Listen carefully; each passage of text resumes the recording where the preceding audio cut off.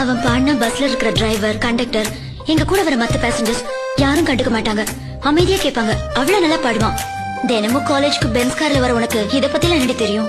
நாளைக்கே நான் அந்த பஸ்ல. நீயா? உங்க அம்மாக்கு தெரிஞ்சதுன்னா அவ்வளவுதான். முதல்ல நீங்க என்ன கண்டுபிடிக்கிறீங்களான்னு பாருங்க.